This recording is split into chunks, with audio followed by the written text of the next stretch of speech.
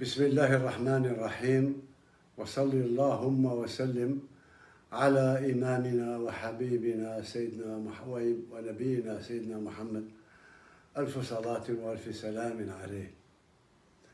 أيتها المواطنات، أيها المواطنون الأعزاء، كما تعلمون منذ ما يقرب شهرين أخذت إلى الخارج على جناح السرعة لما كان قد أصابني من وباء كورونا.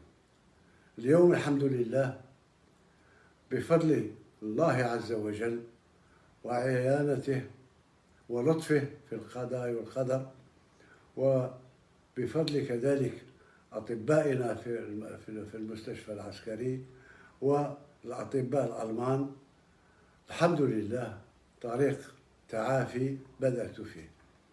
ربما يأخذ أسبوع أسبوعين وثلاثة أسابيع أخرى، ولكن إن شاء الله سأسترجع كل قواي البدنية. بعدي عن الوطن ليس معناه نسيان الوطن، فأنا أتابع يوميا إن لم أقل ساعة بساعة كل ما يجري في الوطن، وعند الضرورة أسدي تعليمات إلى الرئاسة.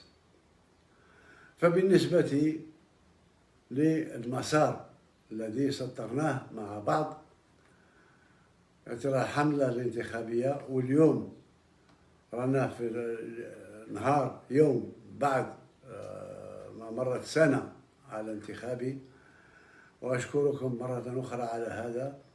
إذن بالنسبة للانتخابات طلبت من الرئاسة أن يشوفوا مع اللجنة هذه مكلفة بالانتخابات بتحرير قانون الانتخابات الجديد، وباش يكون واجد في أقرب وقت.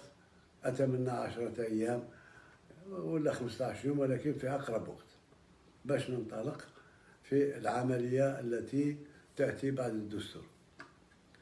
بالنسبة لفيروس كورونا